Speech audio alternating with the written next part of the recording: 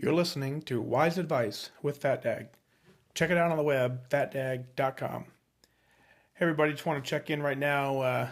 Start the day off with, as you know, start off with the accountability tracker. I got to be honest, somewhere in the middle of the day, I just kind of let today go. It was a busy day, it was a crazy day, so just kind of forgot to didn't get in there and track the rest of the afternoon. So my weekends on a Friday, weigh in the morning. Tuesday, everything resets. So we'll start off on a new week. That's just the accountability part of this post. Um, I tried just before I came in to record this. I was like, well, I'll get everything logged, and I don't even remember half of what it was. So moving on, tracking it in the brain, tracking it as a mental note that we didn't do so hot. Along that line, I had a great day. Picked up a copy of the book, The Four Agreements. We talked about that a lot. Don Miguel really hits it out of the park here when he talks about the four agreements and how to, it's basically a practical guide to personal freedom. Really was interesting kind of reading it, and there's a lot of not a lot of new information that I didn't at least hear in some other form, but it was neat to see it packaged the exact way that he packaged it, and it really was an inspirational book that I read cover to cover. I really enjoyed doing that. But one of the things he talks about was one of the agreements is to do your best. Now I've said that many times that all we can do on this plan is do our best. What he said was that our best changes based on the scenario. And if I take an excerpt out of his book, it was really fascinating when he talks about it. He says, under any circumstances, always do your best, no more or no less. But keep in mind that your best is never going to be the same from one moment to the next. Everything is alive and changing all the time, so your best will sometimes be high quality, and other times it will not be as good. When you wake up refreshed and energized in the morning, your best will be better than when you are tired at night. Your best will be different when you are healthy as opposed to sick or sober or as opposed to drunk. Your best will depend on whether you are feeling wonderful, happy, upset, angry, or jealous. Now, if you think about that, that's entirely true, right? And, as I sit here, continue going through some tough times personally, I've noticed that my best changes in just the course of 24 hours. My best just a day and a half ago was really, really strong. And my best today, not so much. So we have to figure out what moods trigger us. We have to figure out, I know that I have celebrations under control. When it's time to celebrate, I know very well that I can celebrate without the need of food. I'm able to handle the scenario. I'm able to get going. And it does not impact my weight loss journey because of a celebration. I've yet to really tap into the other emotions. This is the first time in my weight loss journey that I've had a significant amount of grief to deal with. And this hit me different than I ever thought it would. I'm rocking the plan, thinking things are going really well, and they were. But this is a scenario that I hadn't faced yet. So naturally, if it's a scenario that I hadn't faced yet, I didn't know how to handle it. I don't know how to react. I don't know how I use food in this scenario. So my best right now is to take note as to what I'm doing so that if this scenario comes back again, I'm better prepared to do better than I'm doing currently. Now, again, I know that as I'm on this journey right now, still at my lifetime weight, still at my goal weight, the things that I'm doing right now are not the healthiest of choices. I'm aware of that. I also know that I have some wiggle room because I'm at my goal weight, and I'm thankful for that because my mind is in such a healthy place as far as the journey goes that this process is not going to derail me. I'm learning, I'm taking notes. And you betcha, the next time this comes around, I'll be much better equipped. And that's what I want us all to do. Is I want us to, we got to figure out. That's the beauty of tracking. Is if you figure out how you track, and you can tie it to an event, we can start seeing those tendencies. We can figure out that on a good day We track well. On a bad day, we don't track. And then we can figure out, are there different degrees of bad days? A bad day at work may be different than a bad day at home. And we got to figure out what those triggers are.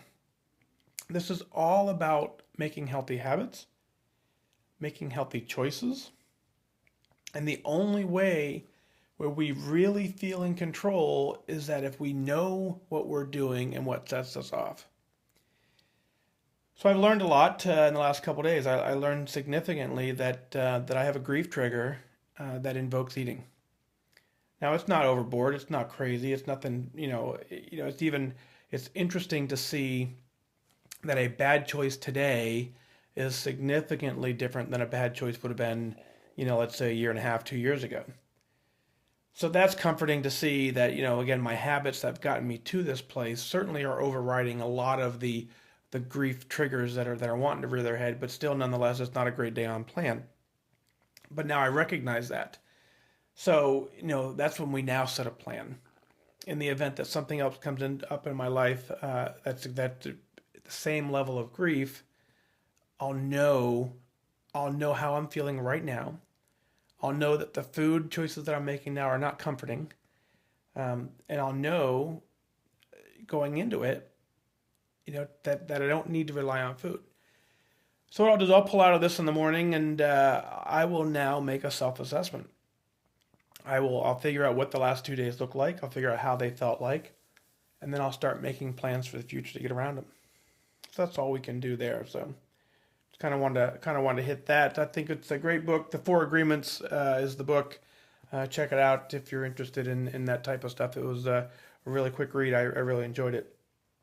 So while we're celebrating, here we are. There's two good things here. We got Carol.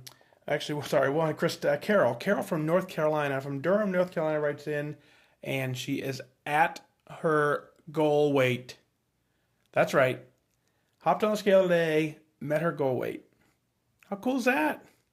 Again, you hop on the scale for the very last time with a weight loss mindset. It's powerful. Incredibly powerful. That's the whole reason they call it a goal. The goal is to hop on the scale and never ever want to have that feeling of I have to lose weight. It only happens when you reach goal. It only happens when you reach lifetime, and that's what we're all after. So Carol, I am so proud of you. Carol did most of her work online, which is extremely tough. And she was able to stay motivated, stay disciplined, stay very focused, and she hit it.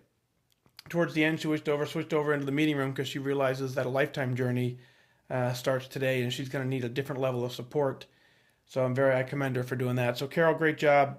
Super proud of you there. Christina writes in and says, hey, diet soda versus regular soda, what are your thoughts? Do I drink diet soda? What do I think about it? Well, here's my soda story. I was a sodaholic. I was a 12 soda a day person. On my way into work, I'd stop and grab a large Coke. It would be gone before I get to work. I'd walk into the office, and around 9:30, 9 o'clock, I'd go downstairs. I'd grab a can of Mountain Dew. I'd go for lunch. Lunchtime, I'd have a soda wherever I was at, large soda, and I would always get at least a refill, sometimes two. 2 o'clock could be another soda. On the way out from work, I'd grab a soda. On the way home, I would stop. I would get home, I'd pull a soda out of the fridge. I'd have soda with dinner.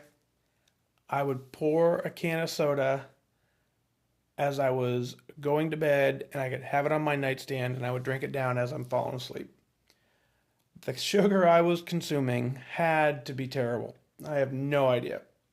But easily 12 servings a day of soda. Every single time I tried Weight Watchers, I thought for sure that switching to diet soda would make a difference. And sure it did, right? Every time I was able to lose some weight by switching to a diet soda. But what happened to me is inevitably, somewhere down the road, the brain continued to know that I was drinking quote unquote soda. And so, switching from regular to diet is not the same as switching from soda to water.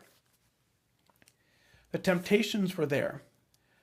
So sometimes I'd go places and they either wouldn't have the diet soda I want, or if they didn't have a Dr. Pepper, which is probably my favorite, then I would switch to Diet Coke. And if the Diet Coke machine was out, then I would say, just give me regular Coke. The first time I would switch back to regular soda, I could taste the difference in the sugar, and it only lasted about one serving, and then boom, I'm back addicted to the sugar, and then I would quickly give up on the diet soda, and then I would quickly fall off with Weight Watchers as well.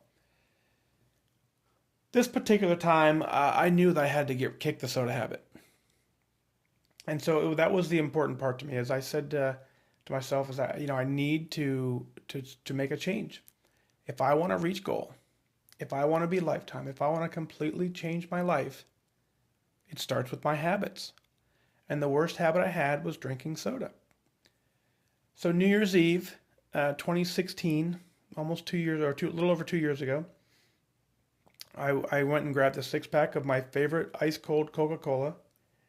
And as the ball was dropping, I finished a 6-pack of soda. The ball counts down 10, 9, 8, 7, 6, 5, 4, 3, 2, gulp, gulp, gulp, gulp, gulp, gulp, gulp, 1. Done. That was the last drop of soda I've had in now 2 years and 3 months. Now, I tell you, it was miserable. January 1st, January 2nd, January 3rd, I had caffeine headaches like you wouldn't believe.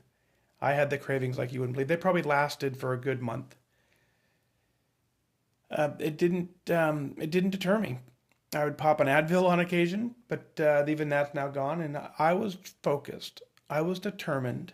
I wanted to get rid of the soda habit.